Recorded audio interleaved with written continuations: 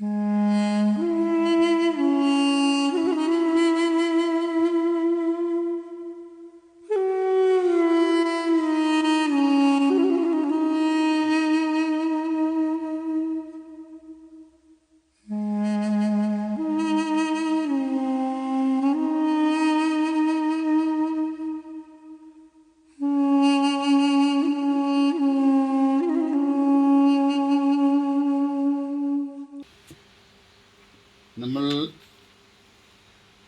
അപവാദ ദർശനത്തിൽ 5-ാമത്തെ ശ്ലോകമാണ്. ഒന്ന് കാര്യകാരണം വിചാരം ചെയ്ത് മനസ്സിലാക്കാൻ ശ്രമിച്ചത്. ഇനിയും മനനം ചെയ്താലും തീരില്ലത്. അതുകൊണ്ട് അസത്തായിരിക്കുന്ന ഈ പ്രപഞ്ചം കാര്യമായതുകൊണ്ട് അതിന് സത്തായൊരു കാരണമുണ്ട്. ആദ്യത്തെ ഒരു സ്റ്റേറ്റ്മെൻ്റാണത്. പ്രപഞ്ചത്തിന് ഒരു കാരണമുണ്ട്. കാരണം കാണാമറയത്താണ്, കാണുന്ന രൂപത്തിലല്ല. അത് സത്താണ്. സത്തെന്ന് പറഞ്ഞാൽ എന്താ? നാശമില്ലാത്തത്, എന്നെന്നുമുള്ളതെന്തോ അതാണ് സത്ത്. ഈ പ്രപഞ്ചത്തിന് ഒരു കാരണമുള്ളത് കൊണ്ട് കാര്യമായ പ്രപഞ്ചം ഇല്ലാത്തതാണ്. ഇല്ലാത്തതെന്ന് പറഞ്ഞു കഴിഞ്ഞാൽ ശാശ്വതമായ അസ്തിത്വമില്ലാത്തതെന്നാണ് എൻ്റെ അർത്ഥം. എന്നാൽ സത്തായിരിക്കുന്ന ആ കാരണം ബ്രഹ്മം തന്നെയാകുന്നു. ബ്രഹ്മം എന്നാണ് ബ്രഹ്മത്തിനോട് കണക്ട് ചെയ്തു. അതിനെ സത്തായിരിക്കുന്ന കാരണത്തെ ബ്രഹ്മത്തിനോട് കണക്ട് ചെയ്തു. അതുകൊണ്ട് ഈ ബ്രഹ്മത്തെ പ്രാപിക്കാത്ത, ബ്രഹ്മത്തെ മനസ്സിലാക്കാത്ത, അതെ പ്രപഞ്ചത്തെ സത്യമെന്ന് ധരിക്കുന്ന ആളുകളെ മന്ദബുദ്ധികൾ എന്ന് വിളിക്കുന്നു. മന്ദധീ എന്ന് പറഞ്ഞാൽ എന്താ? ബുദ്ധി. മന്ദബുദ്ധിയാണ്. മന്ദബുദ്ധി എന്ന് നമ്മൾ തമാശയൊക്കെ പറയാറുണ്ട് അല്ലേ? അവനൊരു മന്ദബുദ്ധി എന്ന് പറയില്ലേ? മന്ദബുദ്ധി എന്ന് പറഞ്ഞാൽ ബുദ്ധിക്ക് വേണ്ടത്ര കപ്പാസിറ്റി ഇല്ലാത്തതാണ് അർത്ഥമുള്ളൂ. മന്ദബുദ്ധി കംപ്ലീറ്റ് അൺഇൻ്റലിജൻ്റ് എന്നല്ല, കുറച്ച് ഇൻ്റലിജൻസ് കുറവുള്ള ഒരാൾ. അത് പലർക്കും പല രീതിയിലുള്ള ഇൻ്റലിജൻസ് അല്ലേ? നിങ്ങൾക്ക് വിചാരിക്കുന്നുണ്ട് നിങ്ങൾക്ക് നല്ല ഇൻ്റലിജൻസ് ഉണ്ടെന്നല്ലേ? IQ ടെസ്റ്റ് നടത്തിയിട്ടുണ്ട് ആരെങ്കിലും?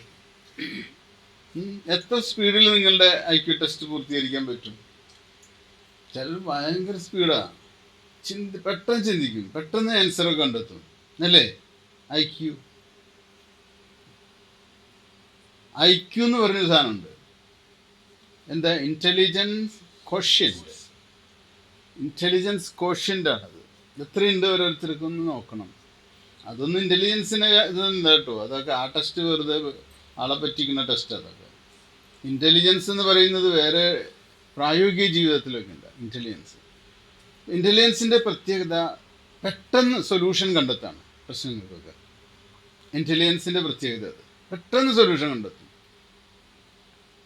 ചില ആളുകൾക്ക് ഭയങ്കര ഇൻ്റലിജൻസാണ്. അത് നോക്കുമ്പോൾ ചിലർക്ക് ട്യൂബ് പോലെ, പണ്ടത്തെ, ഇന്നത്തെ അല്ല, ഇന്ന് പെട്ടെന്ന് കത്തും. പണ്ടിങ്ങനെ കടലും കത്തലും കുറേ കഴിയുമ്പോൾ അങ്ങ് സ്റ്റഡി ആകുള്ളൂ ട്യൂബ് ലൈറ്റ്. ഒരു തമാശ പറഞ്ഞാൽ പോലും അത് ആസ്വദിക്കാൻ 10 മിനിറ്റ് കഴിഞ്ഞിട്ട് ചിരിക്കുന്നതാണ്. തമാശ കേട്ടിട്ട് 10 മിനിറ്റ് കഴിഞ്ഞിട്ട് ചിരിക്കുക. അതെന്താ അങ്ങനെ? അൺഇൻ്റലിജൻ്റ് അല്ല, സെമി ഇൻ്റലിജൻ്റ് ആണ്. അതിങ്ങനെ ആലോചിച്ച് വന്നപ്പോൾ അത് ഇതാണല്ലേ എന്ന് പറയും അവസാനം ആ പറഞ്ഞത്. അപ്പം അതുകൊണ്ട് മന്ദബുദ്ധി എന്ന് പറയുന്ന ഒരു ദോഷം വസ്തുവല്ല, ഒരു സാമാന്യ മനുഷ്യൻ്റെ സ്വഭാവം എന്നർത്ഥമുള്ളൂ മന്ദബുദ്ധി എന്ന് പറയുന്നത്. മന്ദബുദ്ധി എന്ന് നിങ്ങൾക്ക് വിഷമം തോന്നണ്ട ആർക്കും. 6-ാമത്തെ ശ്ലോകം. ഏകസ്യൈവാസ്തി സത്താ ചേത് അന്യസ്യാസൗ ക്വ വിദ്യതേ സത്യസ്ത്യാത്മാശ്രയോ യദ്യപി അസതി സ്യാദസംഭവഃ. ഏകസ്യ ഏവ ഒന്നിനു മാത്രം, കാരണമായ ബ്രഹ്മത്തിന് മാത്രം, സത്ത സത്തയുണ്ടെന്ന്, ഏകമായ ഒന്നിന് മാത്രം സത്തയുണ്ട്. അന്യസ്യ മറ്റേതിന് അസൗ ഇത് ഈ സത്ത വിദ്യത എവിടെ ഇരിക്കുന്നു. ഏകസ്യ ഏവ അസ്തി സത്താ ചേത് അന്യസ്യ അസൗ വിദ്യത. ഒന്നിന് മാത്രം സത്തയുള്ളൂ, രണ്ടാമത് ഒന്നിന് സത്തയില്ല. സത്ത എവിടെ ഉണ്ടാകാനാ രണ്ടെണ്ണത്തിന്? സത്ത എന്ന് പറയുന്നത് തന്നെ ഒന്നിന് മാത്രമേ ഉള്ളൂ, ഒന്നിനെ ഉണ്ടാകുള്ളൂ, രണ്ടാമത് ഒന്നിനുണ്ടാകില്ല. രണ്ടാമത് ഒരു സത്ത ഉണ്ടാകുക എന്ന് പറയുന്നതിന് അതിന് എന്താ പറയുക, ഇതിൽ രണ്ടു തരം ദോഷങ്ങൾ പറയുന്നുണ്ട്. സതി അസ്ഥി ആത്മാശ്രയോ യദ്യപി അസതി സ്യാദ് അസംഭവ. സതി എന്ന് പറഞ്ഞ സത്തില് അസ്ഥി ചെയ്ത് സത്തയുണ്ടെന്ന് പറയുന്നതായാൽ സത്തിന് സത്തയുണ്ടെന്ന് പറയാം, സത്തിന് സത്തയുണ്ടെന്ന് പറയാണ്. അതിന് ആത്മാശ്രയം എന്നൊരു ദോഷം എന്ന് പറയാം, അങ്ങനെ പറയാം. അതായത് മധുരത്തിന് മധുരമുണ്ട് എന്ന് പറയണ പോലെ രണ്ടു പ്രാവശ്യം പറയുക. അത് ഒരു കാര്യം തന്നെ രണ്ടു പ്രാവശ്യം ആവർത്തിക്കുക, അതിന് ആത്മാശ്രയ ദോഷം എന്ന് പറയും. സത്തിൽ സത്തയുണ്ട്. സതി എന്ന് പറഞ്ഞ സത്തില് അസ്ഥി ചെയ്ത്, അസ്ഥി എന്ന് വെച്ചാൽ സത്ത. അങ്ങനെ ഒരു കാര്യം തന്നെ രണ്ടു പ്രാവശ്യം പറയുക. അതായത് ഈശ്വരന് സത്തയുണ്ടെന്ന് പറയാം. ഈശ്വരൻ തന്നെ സത്തയാണ്, പിന്നെ സത്യമുണ്ടെന്ന് പറയുന്നതിൻ്റെ അർത്ഥം എന്താ? ഈശ്വരന് സത്യമുണ്ട് എന്ന് പറയുന്നത് ഒരു ആത്മാശ്രയ ദോഷമാണ്. ഞാൻ ഉണ്ട് എന്ന് പറയുന്നത് ആത്മാശ്രയ ദോഷമാണ്. എങ്ങനെയാണ്? ഞാൻ തന്നെ ഉണ്മയാണ്, പിന്നെ ഞാൻ ഉണ്ട് എന്ന് പറയുന്നതിൻ്റെ ആവശ്യമുണ്ടല്ല. ഞാൻ എന്നത് ഉണ്മയാണ്, പിന്നെ ഞാൻ ഉണ്ട് എന്ന് പറയുന്നത് രണ്ടു പ്രാവശ്യം പറയുന്നില്ല. അതിന് ഇംഗ്ലീഷിൽ ടോട്ടോളജി എന്നാ പറയുക. ടോട്ടോളജി എന്ന് പറഞ്ഞാൽ ട്വൈസ്, രണ്ട് പ്രാവശ്യം പറയുക ഒരു കാര്യം തന്നെ, ആവർത്തിച്ച് ഇങ്ങനെ ഒരു കാര്യം തന്നെ ഒരേ അർത്ഥത്തിലുള്ള കാര്യങ്ങൾ രണ്ടു പ്രാവശ്യം പറയുക. സത്തിന് സത്യമുണ്ടെന്ന് പറയുക, സത്തിൽ സത്യമുണ്ട് എന്ന് നമ്മൾ പറയേണ്ട ആവശ്യമില്ല. സത്ത് തന്നെ ഇങ്ങനെ ചിന്തിക്കുകയാണ്. നമ്മൾ ചിന്തിക്കുമ്പോൾ മനസ്സിലാക്കേണ്ട ഒരു കാര്യം, നമ്മൾ പലതും പ്രപഞ്ചത്തിന് സത്തയുണ്ട്, പ്രപഞ്ചത്തിന് സത്തയില്ല എന്ന് പറയുമ്പോൾ, പ്രപഞ്ചത്തിൻ്റെ പരമകാരണമായിരിക്കുന്നതിന് സത്തയുണ്ട് എന്ന് പറയുന്നത്, ബ്രഹ്മത്തിന് സത്തയുണ്ടെന്ന് പറയുന്നത് ഒരു ആത്മാശ്രയദോഷമാണ്. ഇത് മനസ്സിലാക്കും. ഒന്നിന് മാത്രമായ കാരണബ്രഹ്മത്തിന് മാത്രമേ സത്തയുള്ളൂ, മറ്റേതിന് പ്രപഞ്ചത്തിന് സത്ത എവിടെയിരിക്കുന്നു. സത്തിൽ സത്തയുണ്ടെന്ന് പറയുന്നതായാൽ ആത്മാശ്രയദോഷവും അസത്തിൽ സത്തയുണ്ടെന്ന് പറയുന്നതായാൽ അസംഭവ ദോഷവും, രണ്ട് ദോഷങ്ങളെ കുറിച്ച് പറയാണ്. നമ്മളുടെ സംഭാഷണത്തിൽ നമ്മൾ അറിയാതെ തന്നെ വരുന്ന രണ്ട് ദോഷങ്ങളുണ്ട്. ആ ദോഷങ്ങൾ ഏതൊക്കെയാണ്? ആത്മാശ്രയ ദോഷവും അസംഭവ ദോഷവും. അസംഭവം എന്ന് പറഞ്ഞാൽ ഒരിക്കലും സംഭവിക്കാത്ത എന്തോ, അതാണ് അസംഭവം. അസംഭവ ദോഷം. അസംഭവം എന്ന് പറഞ്ഞു കഴിഞ്ഞാൽ അസത്തിന് സത്യമുണ്ടെന്ന് പറയുന്നത്. അസത്ത ഒരു ഉദാഹരണം ഞാൻ പറയാം. മുയൽക്കൊമ്പ് ഒരു ഉദാഹരണം പറയണം. ഫോർ എക്സാമ്പിൾ മുയൽക്കൊമ്പ്. നിങ്ങൾ എന്താ കരുതുന്നത്? ഒരിക്കലും ഇല്ലാത്തൊരു കാര്യമില്ല ഞാൻ പറഞ്ഞത്, ഒരിക്കലും സംഭവിക്കാത്തതല്ലേ, ഒരിക്കലും സംഭവിക്കാത്തൊരു കാര്യം പറഞ്ഞത്. അത് അസംഭവമാണ്, സംഭവിക്കില്ല. മുയലിന് കൊമ്പുണ്ടോ? ഞങ്ങള് ഗുരുകുലത്തിൽ വൈകുന്നേരം കഞ്ഞി കുടിക്കാൻ എല്ലാവരും ഒരുമിച്ചിരിക്കും. മിക്കവാറും ദിവസങ്ങളിൽ കഞ്ഞിയായിരിക്കും. അപ്പോൾ ചിദംബര തീർത്ഥസ്വാമി ഉണ്ടായിരുന്നു അവിടെ, പ്രായമായ സ്വാമിയായിരുന്നു. സിംഗപ്പൂരിൽ നിന്ന് വന്ന് സന്യാസം സ്വീകരിച്ച ഒരു സ്വാമിയാണ് ഗുരുകുലത്തിൽ ഉണ്ടായിരുന്നുണ്ട്, മരിച്ചുപോയി. പ്രസാദ് സ്വാമിയുണ്ട്, മുനിനാരായണ പ്രസാദ് സ്വാമിജി. കഞ്ഞി കുടിക്കാതിരിക്കുമ്പോൾ ചിദംബര തീർത്ഥസ്വാമി എന്തോ കറി കഴിച്ചപ്പോൾ എന്തോ കടിച്ചു. കടച്ചക്ക കറിയായിരുന്നു, കടച്ചക്കയുടെ കറിയായിരുന്നു. അപ്പോൾ കടിച്ചിട്ട് പൊട്ടുന്നില്ല. അപ്പോൾ സ്വാമി പറയാണ്, എല്ലാവർക്കും എന്നൊക്കെ പറയാണ്, കടച്ചക്കയുടെ കുരു, കടച്ചക്കയുടെ കുരു കടിച്ചു എന്ന് പറയണ പുള്ളി. അപ്പോൾ ഉടനടി തന്നെ പ്രസാദ് സ്വാമി ചോദിക്കുന്നുണ്ട്, സ്വാമി കടച്ചക്കയ്ക്ക് അവിടെ കുരു, കടച്ചയ്ക്ക് കുരു ഉണ്ടോ? നിങ്ങൾ ആരെങ്കിലും കടച്ചക്കയുടെ കുരു കടിച്ചിട്ടുണ്ടോ? അപ്പോൾ ചിദംബരദത്ത സ്വാമി കടച്ചക്കയുടെ കുരു എന്ന് പറഞ്ഞാൽ അസംഭവ ദോഷമാണ്. കടച്ചക്കയ്ക്ക് കുരുവില്ല, കടച്ചക്കയ്ക്ക് കുരുവില്ല. അങ്ങനെ ഇല്ലാത്ത സാധനത്തെ പറയുന്നതന്നെയാണ് അസംഭവം എന്ന് പറയുന്നത്. ഇല്ലാത്തതിനെ പറയുക അസംഭവം. വന്ധ്യാപുത്രൻ, എന്താ അത് ദോഷം? വന്ധ്യാപുത്രൻ എന്ന് പറഞ്ഞാൽ എന്താ ദോഷമുള്ളത്? വന്ധ്യ എന്ന് പറഞ്ഞാൽ തന്നെ കുട്ടികൾ ഉണ്ടാകാത്ത സ്ത്രീയുടെ പേരാണ് വന്ധ്യ എന്ന്. അതിന് പുത്രണ്ടെന്ന് പറഞ്ഞാലോ അസംഭവമല്ലേ അത്? അപ്പം അങ്ങനെ അസംഭവദോഷം എന്ന് പറയുന്നത് അസത്തിന് സത്തയുണ്ടെന്ന് പറയുന്നത് സംഭവദോഷമാണ്. അസത്ത് എന്ന് പറഞ്ഞാൽ എന്താ? പ്രപഞ്ചം. പ്രപഞ്ചത്തിന് സത്തയുണ്ടെന്ന് പറയുന്ന സംഭവദോഷമാണ്. നമ്മളറിയാതെ പറയുന്നുണ്ട് ഇതെല്ലാതും. ഈ ദോഷങ്ങളൊക്കെ നമ്മുടെ സംഭാഷണത്തിലും ചിന്തയിലും അന്തർലീനമായിരിക്കുന്നു എന്ന് തിരിച്ചറിയാൻ വേണ്ടിയാണ് ഗുരു പറയുന്നത്. സത്തില് സത്തയുണ്ടെന്ന് പറയുന്നത് ആത്മാശ്രയ ദോഷവും. 2 പ്രാവശ്യം ഒരേ കാര്യം തന്നെ പറയുന്നതിനാണ് ആത്മാശ്രയം എന്ന് പറയുന്നത്.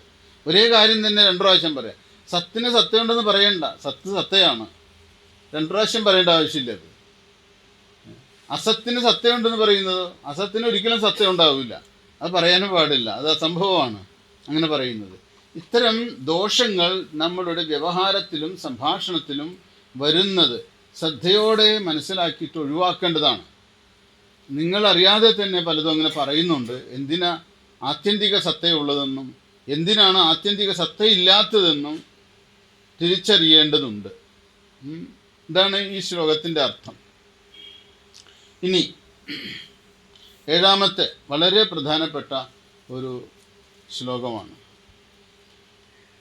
വിഭജ്യാവയവം സർവം ഏകൈകം തത്ര ദൃശ്യത്തെ ചിന്മാത്രമഖിലം നാന്യത് ഇതി മായാവിദൂരകം. വിഭജ്യ അവയവം സർവം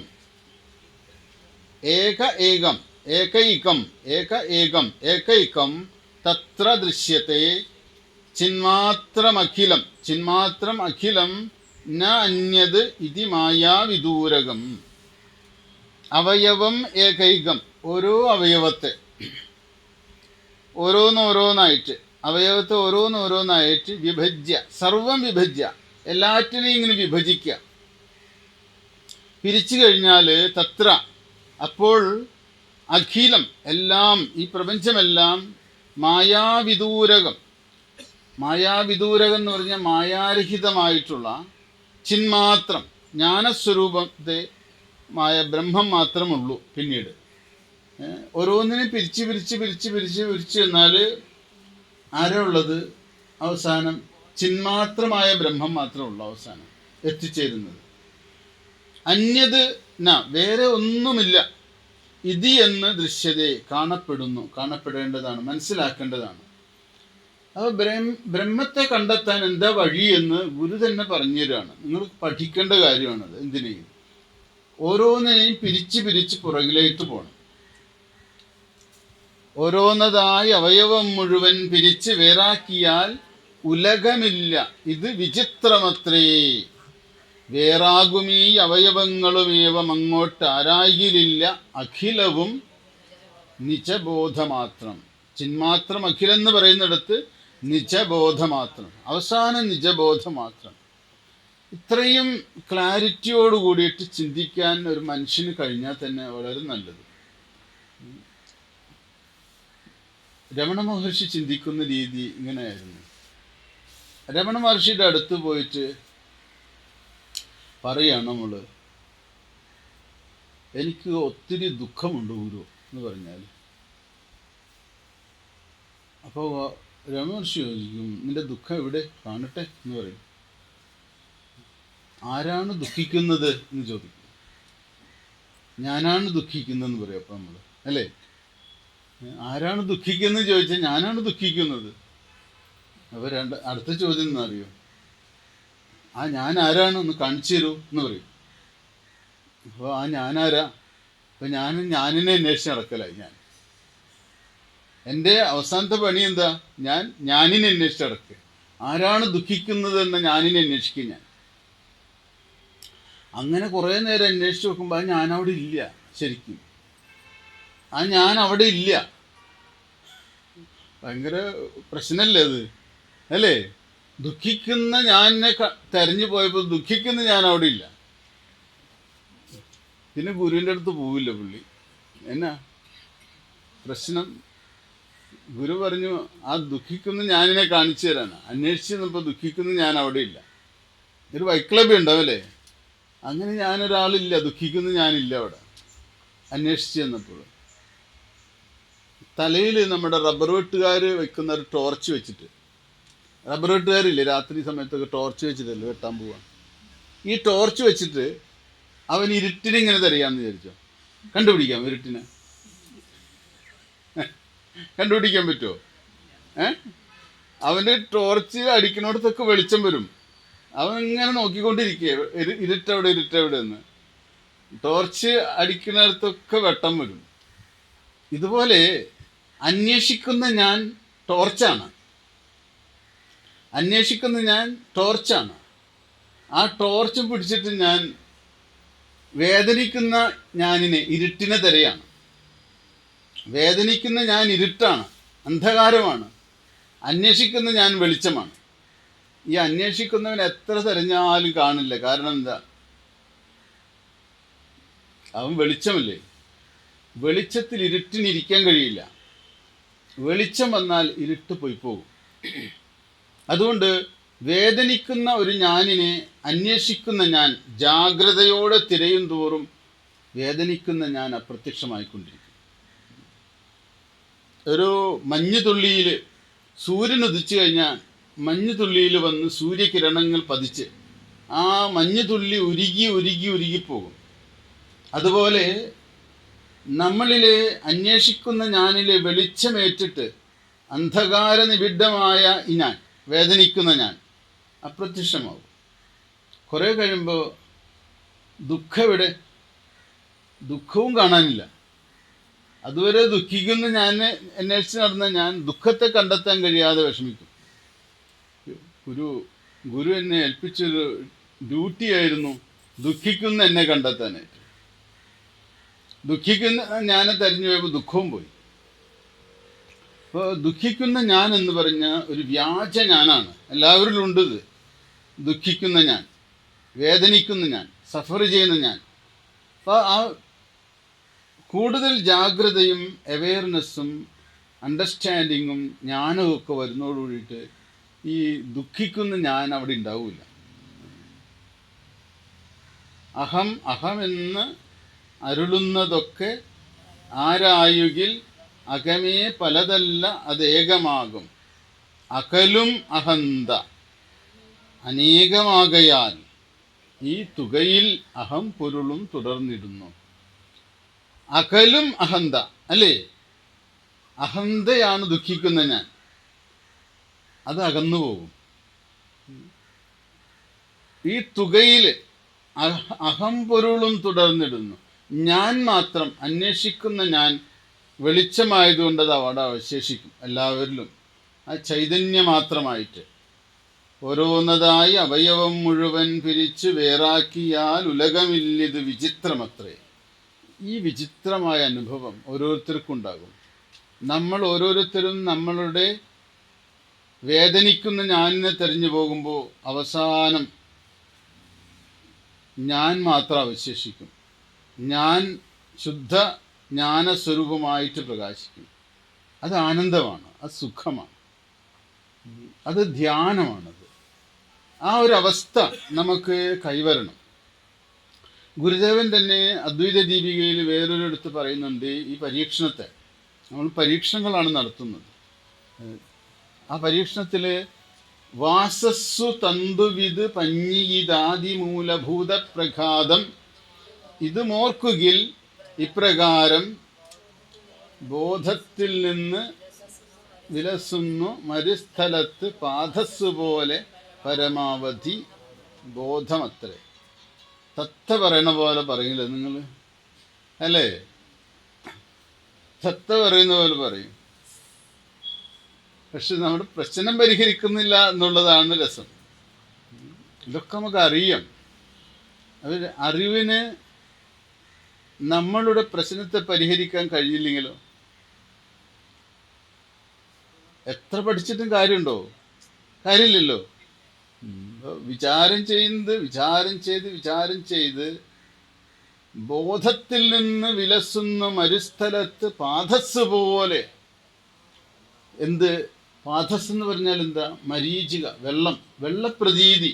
മരുസ്ഥലത്ത് ജലപ്രതീതി കാണുന്നത് പോലെ ബോധത്തിൽ എന്ത് കാണുന്നു? ഈ ദുഃഖിതനായ ഞാനിനെയും ദുഃഖത്തെ അനുഭവിക്കുന്ന വിഷയങ്ങളെയും ഒക്കെ ഞാൻ കാണുകയാണ്.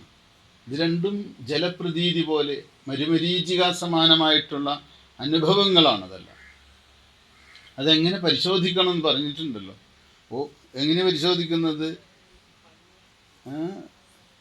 വാസസ് തന്തു. വാസസ് എന്ന് പറഞ്ഞാൽ എന്താ? വസ്ത്രം. തന്തു. വാസസ് ഈസ് ഈക്വൽ ടു തന്തു. വാസസ് ഈസ് ഈക്വൽ ടു തന്തു എന്ന് പറഞ്ഞാൽ എന്താ? വാസസ്സിന് അതിൻ്റെ വാസസ് എന്ന് പറയുന്നത് കാര്യമാണ്. ആ കാര്യത്തിൻ്റെ കാരണം എന്താ? തന്തു. അപ്പോൾ ഈ കാര്യത്തെ പിളർക്കണം. അപ്പോൾ അതിൻ്റെ കാരണം അവശേഷിക്കും, കാര്യം അപ്രത്യക്ഷമാകും. ഇങ്ങനെയാണ് പരീക്ഷണം പോകുന്നത്.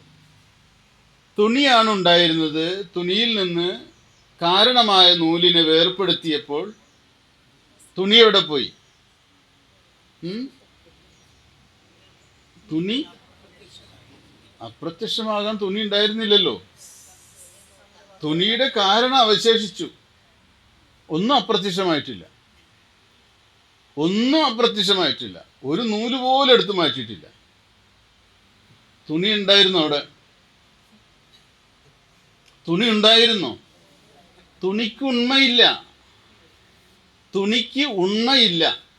തുണിക്ക് സ്വന്തമായി ഉണ്മയില്ല.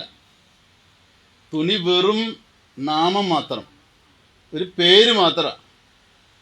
അതിനൊരു വ്യവഹാരം മാത്രമേ ഉള്ളൂ. വ്യവഹാര സത്യം മാത്രമാണത്. അതിന് ഒരു ഉണ്മയും ഇല്ല തുണിക്ക്. ഈ തുണിയില്ലാതെ ഞാനെങ്ങനെ നടക്കും എന്ന് ചോദിക്കും. ഒന്ന് ആലോചിച്ച് നോക്കിയോ? ഈ പൊല്ലാപ്പുകളൊക്കെ നോക്കണേ. നമ്മൾ തുണിയില്ലാതെ നമുക്ക് പുറത്തിറങ്ങാൻ പറ്റുമോ?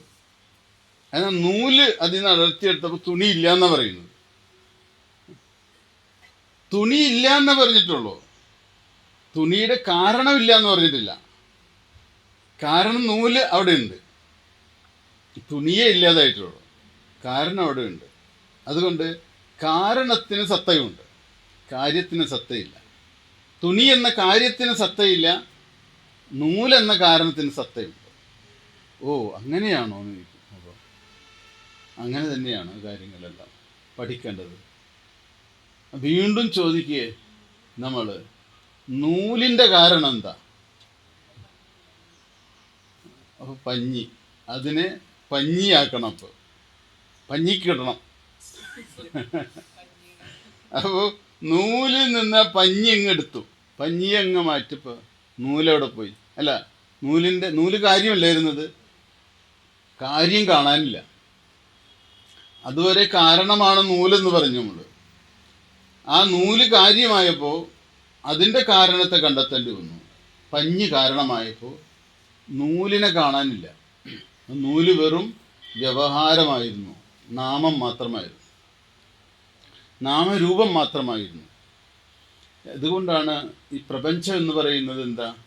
പേരായിരം പ്രതിഭയായിരം ഇങ്ങിവറ്റിലാരാലെഴും വിഷയമായിരമാം പ്രപഞ്ചം ഓരായിൽ നേരിത് കിനാവുണരും വരയ്ക്കും നേരാം ഉണർന്നളവ് ഉണർന്നവനാം അശേഷം. നേരല്ലതൊന്നും. തുണി നേരല്ല, നൂല് നേരല്ല. ഇതൊക്കെ പേരും പ്രതിഭയും മാത്രമാണ്. പക്ഷെ നമുക്ക് കുറേ നേരത്തേക്കൊരു ഭ്രമം ഉണ്ടാക്കിയിരുന്നു ഈ തുണി, അല്ലേ? ഒരു തുണിക്കടയിൽ പോയിട്ട് നമ്മൾക്ക് ഭ്രമിപ്പിക്കുന്ന തുണിയല്ലേ? ആ തുണിയിൽ നിന്ന് നൂലെടുത്തു കഴിഞ്ഞാൽ നിങ്ങൾക്ക് ഭ്രമം ഉണ്ടാവുമോ? ഇല്ല, ഒരു ഭ്രമവും ഉണ്ടാവില്ല. നൂലിൽ നിന്ന് പഞ്ഞി എടുത്താൽ നൂലിലുള്ള ഭ്രമം പോയി. ഇനി പഞ്ഞിയുടെ കാരണം എന്താണ്? പഞ്ഞി എന്ന് പറയുന്നത് വാസസ് തന്തു, ഇത് പഞ്ഞി, ഈ തന്തു പഞ്ഞിയാണ്. ഈ പഞ്ഞിയുടെ കാരണം എന്താണെന്ന് ചോദിക്കുമ്പോൾ ഗുരു അധികം നീട്ടിക്കൊണ്ടുപോകണില്ല. ആദി മൂലഭൂതപ്രഘാതം, ആദിമൂലം, ആദിമമായിട്ടുള്ള മൂലം, മൂലം എന്ന് പറഞ്ഞാൽ പഞ്ചഭൂതങ്ങളുടെ മൂലരൂപങ്ങൾ, മൂലപ്രഘാതം, സംഘാതം, പഞ്ചഭൂതങ്ങളായിട്ട് മാറും, പഞ്ചഭൂതങ്ങളായിട്ട് മാറും. ഈ പഞ്ചഭൂതങ്ങളെ വീണ്ടും പരിശോധിച്ചാൽ എവിടെന്ന പഞ്ചഭൂതങ്ങൾ വരുന്നത്? ആദിമൂലഭൂതപ്രഘാതം ഇതുമോർക്കുകിൽ ഇപ്രകാരം ബോധത്തിൽ നിന്ന് വിലസുന്നു. ഈ പഞ്ചഭൂതങ്ങൾ മുഴുവനും ബോധത്തിൽ നിന്ന് വിലസുന്നതാണ്. വിലസുക എന്ന് പറഞ്ഞാൽ പ്രതീതമാകുന്നതാണ്. ബോധത്തിലെ അജ്ഞാനം കൊണ്ട് പ്രതീതമാകുന്നതാണ് ഈ പഞ്ചഭൂതങ്ങൾ.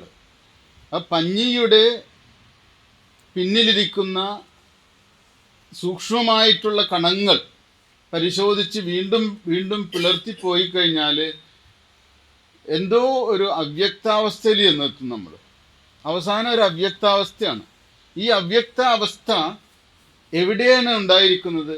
അത് അറിവിലാണ്. അറിവിനെ മറച്ചു വെക്കുന്ന ഒരു അവ്യക്ത അവസ്ഥയുണ്ട്, അതിനെ മായ എന്നാണ് പറയുക. ഈ മായയിലാണ് ഈ പഞ്ഞി, തന്തു, തുണിയൊക്കെ നിലനിന്നത്. അതുകൊണ്ട് അത്ഭുതം എന്ന് പറയുന്നത് ഓരോന്നിനെയും പിരിച്ച് പിരിച്ച് നോക്കണം നമ്മൾ. ശ്രീനാരായണ ഗുരു ബോധമില്ലാതാണ് ഇതൊക്കെ എഴുതിയിരിക്കുന്നത് എന്നൊക്കെ ചിലർ ചോദിക്കും. എന്താ ഇത്? ആധുനിക ശാസ്ത്രത്തിൻ്റെ രീതിയാണ് ഈ പറഞ്ഞത്. ആധുനിക ശാസ്ത്രത്തിൻ്റെ രീതി പ്രകാരം ക്വാണ്ടം മെക്കാനിക്സ് എന്ന് പറയുന്ന ഒരു ശാസ്ത്രം വികസിതമായി വന്നിട്ടുണ്ട്. ആ ക്വാണ്ടം മെക്കാനിക്സിൻ്റെ ഒരു പരിശോധനാ രീതി ഇത് തന്നെയാണ്. സൂക്ഷ്മമായിട്ടുള്ള കാര്യങ്ങൾ വളരെ ചെറിയ ചെറിയ ഇതിലേക്ക് പരിശോധിച്ചില്ല. അപ്പോൾ പഞ്ഞിയുടെ ഏറ്റവും ചെറിയ കണം എന്താ? ഒരു തന്മാത്രയായിരിക്കും. തന്മാത്രയേക്കാളും ചെറുതേതാ? ആറ്റമായിരിക്കും അല്ലേ? ആറ്റത്തിനേക്കാളും ചെറുതേതാ? ഇലക്ട്രോൺ, പ്രോട്ടോൺ, ന്യൂട്രോൺ അല്ലേ? നിങ്ങൾ കണ്ടിട്ടുണ്ടോ ഇലക്ട്രോണിനെ? ഇല്ല അല്ലേ? കണ്ടിട്ടില്ല, നമ്മൾ കണ്ടിട്ടില്ല ഇലക്ട്രോണിനെ. പക്ഷേ ആ ഇലക്ട്രോണിനെയും കാണാൻ സൂക്ഷ്മമായിട്ടുള്ളതുണ്ടോ? ശാസ്ത്രം ഇടയ്ക്കൊക്കെ പറയുന്നുണ്ട് ക്വാർക്കുകളുണ്ട് എന്ന്, ചെറിയ ചെറിയ കണങ്ങളുണ്ടെന്നൊക്കെ പറയുന്നുണ്ട്. നമുക്കറിഞ്ഞൂടാ. ദൈവം ഉണ്ടെന്ന് പറയുന്നത് ക്വാർക്ക് ഉണ്ടെന്ന് പറയുന്നത് നമുക്കൊന്നു തന്നെയാണ്. രണ്ടും കണ്ടിട്ടില്ല അല്ലേ? ക്വാർക്കുകൾ എന്നാ ക്വാർക്ക്? നമ്മളാകെ ഒരു ക്വാർക്ക് കണ്ടിട്ടുള്ളൂ. അപ്പോൾ ശാസ്ത്രം, പക്ഷെ നമ്മൾ തമാശ പറയുകയാണെങ്കിലും ഈ കോർക്കുകളൊക്കെ ഉണ്ടോ ഇല്ലയെന്നൊക്കെ ഒരു ബോംബ് പോയിട്ട് അവിടെ കൊണ്ടിടുമ്പോൾ അറിയാം. ഒരു ആറ്റം ബോംബ് കൊണ്ടുപോയിട്ട് ആ ആറ്റം ബോംബിനെ ന്യൂക്ലിയസിനെ പിളർത്തുമ്പോഴാണല്ലോ ആറ്റം ബോംബ് വളരെ ശക്തിയുള്ളതായിട്ട് മാറുന്നത്. അപ്പോഴാണ് ഇതിനൊക്കെ സത്യമുണ്ടെന്ന് നമുക്ക് തോന്നുന്നത്. വ്യവഹാരത്തിലിരിക്കുന്ന വ്യവഹാരപരമായിട്ടുള്ള പരിശോധനയുടെ സത്യം വ്യവഹാരത്തിൽ അതിൻ്റെ റിസൾട്ട് ഉണ്ടാകും. അതുകൊണ്ട് ആധുനിക ശാസ്ത്രത്തെ ഒരിക്കലും വേദാന്തം തള്ളുന്നില്ല. വ്യാവഹാരിക സത്യത്തിന് വ്യാവഹാരികമായിട്ടുള്ള പ്രസക്തിയുണ്ട്. അതുകൊണ്ട് ക്വാണ്ടം മെക്കാനിക്സും റിലേറ്റിവിറ്റി തിയറിയും ഒക്കെ വേദാന്തത്തിൽ നിഷേധിക്കുന്നില്ല. പക്ഷെ അതിനേക്കാളും ഉപരിയായ ഒന്നുണ്ട് എന്ന് പറഞ്ഞു വെക്കുന്നതേ ഉള്ളൂ. ആധുനിക ശാസ്ത്രത്തിനേക്കാളും ഉപരിയായിട്ടുള്ള ഒരു ചിന്ത, പാരമാർത്ഥിക സത്യം. വ്യാവഹാരിക സത്യത്തിന് അപ്പുറത്ത് പാരമാർത്ഥിക സത്യമുണ്ട്. ആ പാരമാർത്ഥിക സത്യമാണ് മനുഷ്യന് സന്തോഷവും സമാധാനവും സുഖവും നൽകുന്നത്. അതുകൊണ്ട് വ്യാവഹാരികത്തിൽ നിൽക്കാൻ പാടില്ല. വ്യാവഹാരികമായിട്ടുള്ളത് ഈ പരിശോധനയൊക്കെ കഴിഞ്ഞ് അവസാനം പരമാർത്ഥത്തിലെത്തുമ്പോഴാണ് നമുക്ക് സുഖം നിത്യമായി ശാശ്വതമായി ഉണ്ടാകുന്നത്. അപ്പം ഇങ്ങനെ ഒക്കെയാണ് ഗുരു ഈ അപവാദ ദർശനത്തിൽ ഇങ്ങനെ പരിശോധിക്കുകയാണ് എല്ലാത്തിനെയും. നമ്മൾ വിചാരിക്കുന്ന പോലെ ശ്രീനാരായണ ഗുരു നെയ്യാറ്റിൻകര താലൂക്കിൽ എവിടെയൊക്കെ ജനിച്ച് ചുമ്മാ മുണ്ടൊക്കെ എടുത്ത് എവിടെയൊക്കെ നടന്നു, മരുത്താമലയിൽ ചെന്നിരുന്നു. അത് അതൊക്കെ ചിന്തിച്ച് കൂട്ടി തിരിച്ചിറങ്ങി വന്നു. അങ്ങനെയൊന്നുമല്ല. ഗുരുവിൻ്റെ നിയോഗങ്ങളിൽ സ്ഥായിയായൊരു അന്വേഷണം ഉണ്ടായി. ആ അന്വേഷണത്തിൻ്റെ റിസൾട്ടാണ് ഗുരുവിൻ്റെ ജീവിതം. അത് സത്യമാണ്. ആ സത്യമായതുകൊണ്ടാണ് ഇത്രയും വലിയ മനുഷ്യ പരിവർത്തനവും സാമൂഹ്യ പരിവർത്തനമൊക്കെ ഉണ്ടായത്. ആ ശാശ്വതമായ സത്യത്തെ അനുഭവിച്ച ഗുരു, അനുഭവിച്ചതിൻ്റെ ഒരു അനന്തര ഫലമാണ് ഗുരുവിൻ്റെ വാക്കുകൾക്ക് ശക്തി ഉണ്ടാകുന്നത്, പ്രവൃത്തികൾക്ക് ശക്തി ഉണ്ടാകുന്നത്, ജീവിതത്തിന് ശക്തി ഉണ്ടാകുന്നത്, മനുഷ്യരെ ഒക്കെ പരിവർത്തിപ്പിക്കാൻ ഗുരുവിന് കഴിഞ്ഞത്. എത്രയോ മനുഷ്യർ ആ സവിധത്തിൽ, ഗുരുവിൻ്റെ സവിധത്തിൽ ഇരുന്നിട്ട് സ്വയം പരിവർത്തനത്തിന് വിധേയമായി, അല്ലേ? പഠിച്ച ആളുകൾ പോലും, ആധുനിക ശാസ്ത്രമൊക്കെ പഠിച്ച നടരാജഗുരുവും പിന്നെ നമ്മുടെ സഹോദരൻ അയ്യപ്പനൊക്കെ എന്നായിരുന്നു? തീപ്പന്തമായിരുന്നില്ലേ? യുക്തിവാദത്തിൻ്റെ തീപ്പന്തമായിരുന്നു സഹോദരൻ അയ്യപ്പൻ. അവസാനം ഗുരുദേവനെ ഭഗവാനായിട്ട് തന്നെ കണ്ട് അതേപോലെയാണ് കരഞ്ഞ് പിഴിഞ്ഞ് എഴുതിയതൊക്കെ അല്ലേ ജീവിതത്തിൽ. അപ്പോൾ മഹാത്മാക്കൾ എന്ന് പറയുന്നത് എത്ര വലിയ യുക്തിവാദിയുടെയും യുക്തിയുടെ മുന ഒടിക്കുന്നതാണ്. അവരുടെ യുക്തികൾക്കൊന്നും പ്രസക്തിയില്ല. ഗുരു ചോദിക്കുന്ന ചോദ്യങ്ങൾക്കൊന്നും ഒരാൾക്ക് ഉത്തരം പറയാൻ കഴിയുന്നില്ല, അവരുടെ ആധുനിക ശാസ്ത്രത്തിൻ്റെ ദൃഷ്ടിയിലൂടെയൊക്കെ. ചില ആളുകൾ ഒരുപാട് പഠിച്ച് തലതിരിഞ്ഞ് പോയവരൊക്കെ ഉണ്ട്, അല്ലേ? ഗുരുകുലത്തിലൊക്കെ വന്നിട്ട് ചില ആളുകൾ പോയിട്ട് ഇപ്പോൾ യുക്തിവാദം പറയണവരുണ്ട് ഭയങ്കര. അങ്ങനെ ഗുരുകുലത്തിലൊക്കെ താമസിച്ചിട്ടും അങ്ങനെ സംഭവിക്കാം. ഗുരുവിനെ പഠിച്ച ആളുകൾ തന്നെ ചിലവ് തലതിരിഞ്ഞ് പഠിച്ചാൽ. അതുകൊണ്ടാണ് നമ്മൾ എപ്പോഴും ഇത് ഒരു അധ്യാത്മശാസ്ത്രത്തിൻ്റെ സമ്പ്രദായത്തിൽ പഠിക്കണം എന്ന് പറയുന്നത്. അല്ലെങ്കിൽ നമ്മൾ ഇതൊക്കെ അവിടെ നിന്ന് ഇവിടെ നിന്നൊക്കെ വായിച്ചെടുത്ത് എന്തെങ്കിലും തരത്തിൽ തലയിലൊക്കെ കയറി അവസാനം ഭ്രാന്ത് പിടിച്ച് എവിടെയൊക്കെയോ അലഞ്ഞിരിഞ്ഞ് നടന്ന് കുപ്പത്തൊട്ടിയിലൊക്കെ പോയിരുന്ന് തല കുമ്പിട്ട് ഇന്ന് തിന്നേണ്ട വരും എല്ലാം മനുഷ്യന്, ശരിക്കും പഠിച്ചില്ലെങ്കിൽ. കാരണം ഇതിൻ്റെ ഉള്ള് എന്ന് പറയുന്നത് മനസ്സിലാക്കാൻ ഏകാത്മകതയാണ്. ഇതിൻ്റെ ഉള്ള് ഗുരുവിൻ്റെ എല്ലാ കൃതികളുടെയും ഉള്ള് ഏകാത്മകതയാണ്.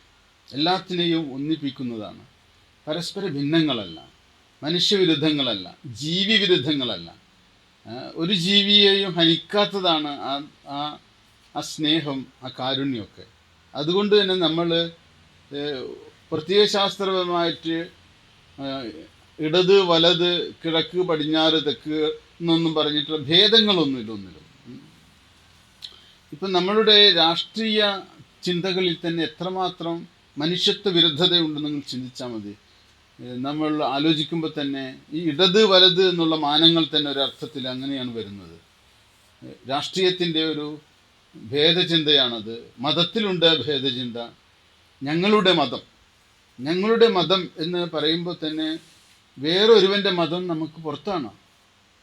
നമ്മൾ അവരുടെ അഭിപ്രായങ്ങളെ മാനിക്കുന്നില്ല. നിങ്ങൾക്ക് തന്നെ ഭിന്നാഭിപ്രായങ്ങൾ വരുമ്പോൾ നിങ്ങൾ അസഹിഷ്ണുത കാണിക്കുന്നില്ലേ? പലരും നമ്മുടെ വീട്ടിൽ തന്നെ ഭിന്നമായിട്ട് ആരെങ്കിലും സംസാരിച്ചു കഴിഞ്ഞാൽ ഒന്നുകിൽ അവരെ അടിച്ചൊതുക്കാൻ നോക്കും, അതും പറ്റുന്നില്ലെങ്കിൽ നമ്മൾ ഇറങ്ങിപ്പോകും, അല്ലേ?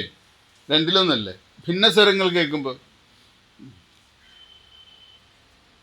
ഈ ഭിന്നത വരാൻ കാരണം ഓൾ ഇൻക്ലൂസീവ് അവബോധം ഇല്ലാത്തതുകൊണ്ടാണ്, ബ്രഹ്മബോധം ഇല്ലാത്തതുകൊണ്ടാണ്. ഈ നമുക്ക് ബ്രഹ്മബോധമുള്ള ഒരാൾക്ക് ഒരിക്കലും അഭിപ്രായങ്ങൾക്ക് ഭിന്നതയില്ല. ഗുരുവിൻ്റെയൊക്കെ സംഭാഷണത്തിൽ നിങ്ങൾക്ക് ശ്രദ്ധിച്ചാൽ അറിയാം, ചില സമയത്ത് ഗുരുവിന് വിരുദ്ധമായിട്ട് ചിലർ സംസാരിക്കും. ഞാൻ അങ്ങയുടെ അഭിപ്രായക്കാരനല്ല എന്ന് പറയും. ഗുരു പറയും, ഞാൻ അങ്ങയുടെ അഭിപ്രായക്കാരനാണ്. അവർക്ക് അതിന് മുനോടിഞ്ഞു. പിന്നെ ഇപ്പോൾ എൻ്റെ അടുത്ത് നിങ്ങൾ വന്ന് പറയുകയാണ് ഞാൻ താങ്കളുടെ അഭിപ്രായക്കാരനല്ല. അപ്പം ഞാൻ പറയും ഞാൻ നിങ്ങളുടെ അഭിപ്രായക്കാരനാണ്. പിന്നെ നിങ്ങൾക്കൊന്നും പറയാനില്ലല്ലോ. അപ്പം അതുപോലെ ഭിന്നാഭിപ്രായങ്ങളായിട്ട് വരുന്നിടത്ത് അതിൻ്റെ മനം ഒടിച്ച് കളയും. അടിച്ചകത്താക്കുകയല്ല, അടിച്ച് പുറത്താക്കുകയല്ല, അടിച്ചകത്താക്കുന്ന ഒരു പ്രക്രിയയുണ്ട് ഗുരുവിൻ്റെ രീതി വെച്ചിട്ട്. അപ്പം അതുകൊണ്ട് ഗുരുദേവൻ വാദിക്കുന്ന ഒരു വ്യക്തിയല്ല, തർക്കിക്കുന്ന ഒരു വ്യക്തിയല്ല. ഗുരുവിൻ്റെ പരിഗണനയിലേക്ക് കുറച്ചു നേരം സംഭാഷണം ചെയ്യുമ്പോഴേക്കും ആ വിരുദ്ധ അഭിപ്രായക്കാരൻ ചേർന്ന് നിൽക്കുന്നതാണ് ഗുരുവിലേക്ക്. അത്തരത്തിൽ ഒരു വ്യക്തിയാകണം നമ്മൾ. മനുഷ്യൻ്റെ മാറ്റം അങ്ങനെ ആയിരിക്കണം. നമ്മൾ ആരെയും തോൽപ്പിക്കരുത്. നിങ്ങൾ ആരെങ്കിലും തോൽപ്പിച്ചാൽ നിങ്ങൾ പരാജയപ്പെട്ടു എന്നാണ് അർത്ഥം ഈ ജീവിതത്തിൽ. നമ്മൾ ആരെങ്കിലും തോൽപ്പിച്ചാൽ നമ്മൾ ജയിച്ചു എന്നല്ല മനസ്സിലാക്കേണ്ടത്, നമ്മൾ പരാജയപ്പെട്ടു എന്നാണ്. കാരണം തോൽപ്പിക്കപ്പെട്ടവൻ നമ്മളിൽ നിന്ന് അന്യമാക്കപ്പെടുന്നു, നമ്മിൽ നിന്ന് അകന്നു പോകുന്നു. തോൽപ്പിക്കപ്പെട്ടവൻ ഒരിക്കലും നമ്മളോട് ദയ കാണിക്കില്ല. ഒരർത്ഥത്തിൽ പരാജിതനായ ഒരാൾ എന്നെങ്കിലും വിജയിക്കാൻ ശ്രമിക്കും, നമ്മളെ പരാജയപ്പെടുത്തും. അതുകൊണ്ട് തോൽപ്പിക്കപ്പെട്ടവൻ്റെ വേദനയെ ഒപ്പിയെടുക്കാൻ നിങ്ങൾക്ക് കഴിയണം. ആ വേദനയെ ഒപ്പിയെടുക്കാൻ കഴിയുന്നത് നിങ്ങൾ അവൻ്റെ മുന്നിൽ സ്വയം തോൽക്കുമ്പോഴാണ്. അങ്ങനെ ആരെയും പരാജയപ്പെടുത്തണം എന്നുള്ള ആഗ്രഹം ഒരിക്കലും മനസ്സിൽ ചുമന്നുകൊണ്ട് കിടക്കരുത്, പേറിക്കൊണ്ട് കിടക്കരുത്. ആരെയും പരാജയപ്പെടുത്താൻ, ജയിക്കണമെന്ന ആഗ്രഹം തന്നെ വളരെ വൾഗറായിട്ടുള്ള ആഗ്രഹമാണ്. ജയിക്കണം എന്നുള്ളത്, ജയിക്കുക പരാജയപ്പെടുക എന്നുള്ളതും ജീവിതത്തിൻ്റെ ഭാഷയേ അല്ല. ജീവിതത്തിൽ അത്തരം ഭാഷകൾക്ക് ഒരു സാങ്കത്യവുമില്ല. ജയപരാജയങ്ങൾ, ജീവിക്കുക എന്നത് മാത്രമാണ് ജീവിതത്തിൻ്റെ ലക്ഷ്യം. ജയിക്കുകയും പരാജയപ്പെടുകയുമല്ല. പല ആളുകളും വിജയിക്കാൻ വേണ്ടി ജീവിക്കുന്നു എന്ന് പറയും. ആരെ തോൽപ്പിച്ചിട്ട് എന്ന് ചോദിക്കും. ആരെയാണ് തോൽപ്പിക്കുന്നത്? അവൻ്റെ സഹോദരനെ തോൽപ്പിക്കുന്നു, അനുജനെ തോൽപ്പിക്കുന്നു, അവൻ്റെ സുഹൃത്തിനെ തോൽപ്പിക്കുന്നു. ഇങ്ങനെ നമ്മൾ വിജയിക്കാൻ ആഗ്രഹിക്കുന്നത് മനുഷ്യത്വ വിരുദ്ധമാണ്. ഒരു ഹിംസയാണ് വിജയിക്കാൻ ആഗ്രഹിക്കുക എന്ന് പറയുന്നത്. അതുകൊണ്ട് വിജയിക്കുകയല്ല നമ്മളുടെ പ്രധാന ലക്ഷ്യം, ജീവിക്കുകയാണ്. അങ്ങനെ ജീവിക്കുകയാണെങ്കിൽ ഓൾ ഇൻക്ലൂസീവ്, എല്ലാത്തിനെയും ചേർക്കുന്നത് ഒരു ചേർച്ചയുണ്ട്. അത് ബ്രഹ്മബോധത്തിലാണ്, ബ്രഹ്മസ്നേഹത്തിലാണ്, ബ്രഹ്മാനുകമ്പയിലാണ്. അതാണ് ഗുരു നമ്മളെ ഈ അവബോധത്തിലൂടെ, പ്രത്യേകിച്ചും അപവാദ ദർശനത്തിലെ അവസാനം കൊണ്ടെത്തിയിരിക്കുന്നത് ചിന്മാത്രം അഖിലം, അഖിലം ചിന്മാത്രം, എല്ലാം അറിവ് മാത്രമാണ്, അവബോധം മാത്രമാണ്. അന്യത്, വേറെ ഒന്നുമല്ല. എല്ലാറ്റിനെയും അറിവിലേക്ക് ചേർത്തിട്ട് മായാവിദൂരകം, മായാരഹിതമായിട്ടുള്ള ബോധത്തിൽ നിങ്ങൾക്ക് ആരും അന്യരല്ല. വേറെ എന്ന ഭാവമില്ല. അന്യത്വം മാത്രമല്ല, വേറെ എന്ന ഭാവവുമില്ല. ഇതാണ് ബ്രഹ്മാനുഭവം, ബ്രഹ്മജ്ഞാനികളുടെ സ്ഥിതി. അതാണ്, ആ സ്ഥിതിയിലാണ് ശ്രീനാരായണ ഗുരുവിൻ്റെ നില. അപ്പോൾ അതുകൊണ്ട് ഗുരുവിൻ്റെ ദർശനം പഠിക്കുന്നതിലൂടെ നമ്മൾ അതിവിസ്തൃതമായ ബോധമുള്ള ജീവിതമുള്ള ഒരു വ്യക്തിയായിട്ട് മാറുകയാണ് ചെയ്യേണ്ടത്. അതായത് നമുക്കൊരുപാട് തത്വചിന്ത അറിയാമെന്നല്ല. തത്വചിന്ത അറിഞ്ഞിട്ടൊന്നും വലിയ കാര്യമില്ല. പല ആളുകളും തത്വചിന്തയ്ക്ക് വേണ്ടി തത്വചിന്ത പഠിക്കും, അതുകൊണ്ട് കാര്യമില്ല. തത്വചിന്ത ജീവിതത്തിന് വേണ്ടിയാണ്. അത് ജീവിതത്തിന് പ്രയോജനപ്പെടുന്നില്ലെങ്കിൽ ആ തത്വചിന്ത ചവറാണ്. അപ്പം നമ്മൾ ഒരുപാട് റബ്ബിഷായിട്ട് പഠിച്ചിട്ട് എന്താ കാര്യം? ഒരുപാട് കുറച്ച് പഠിച്ചാൽ അത് എന്തെങ്കിലും ഒരു തരത്തിൽ ഉപകാരം ഉണ്ടെങ്കിൽ, അത് പ്രയോജനമുണ്ടെങ്കിൽ അതാണ് നല്ലത്. അപ്പോൾ ഇത് ദാർശനികമായിട്ട് സംസാരിക്കുന്ന ഒരു ഭാഷയാണ് ശ്രീനാരായണ ഗുരുവിൻ്റെ ഈ കൃതിയൊക്കെ. അത് പ്രായോഗിക ജീവിതത്തിലേക്ക് വരുമ്പോൾ ഏറ്റവും വിശാല ഹൃദയത്വമാണ്, ഇല്ലേ? വിശാല ഹൃദയം, അധിക വിശാല മരുപ്രദേശമൊന്നായി നദി പെരുകുന്നത് പോലെ വന്നു നാദം, ശ്രുതികളിൽ വീണ് തുറക്കും അക്ഷി, എന്നും യഥമിയലും യതിവര്യനായിട്ടാണ് അവസാനം പറയുന്നതാണ്.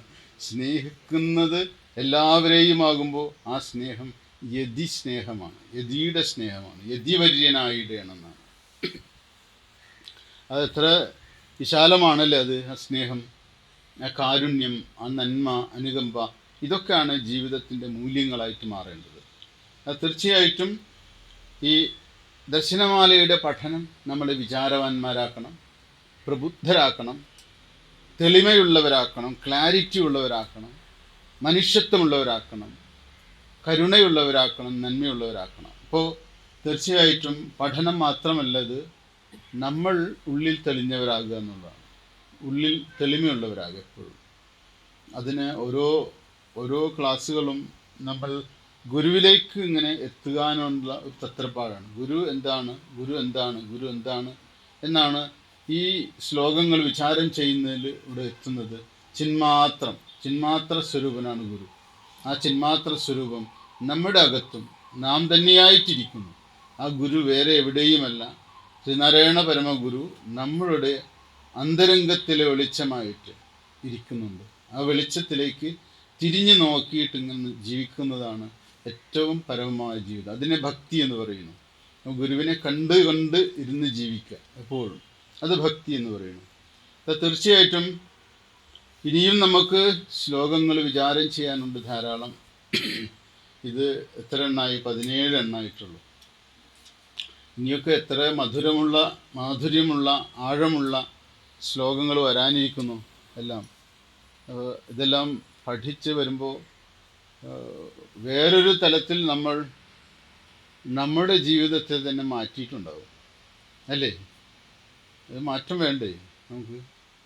അപ്പോൾ എല്ലാവർക്കും ഗുരുവിൻ്റെ ഒരു കാരുണ്യം കൊണ്ട് ഗുരുവിൻ്റെ വാക്കുകളുടെ അർത്ഥം ഗ്രഹിക്കാനും മനസ്സിലാക്കാനും കഴിയട്ടെ എന്ന് പ്രാർത്ഥിക്കുന്നു.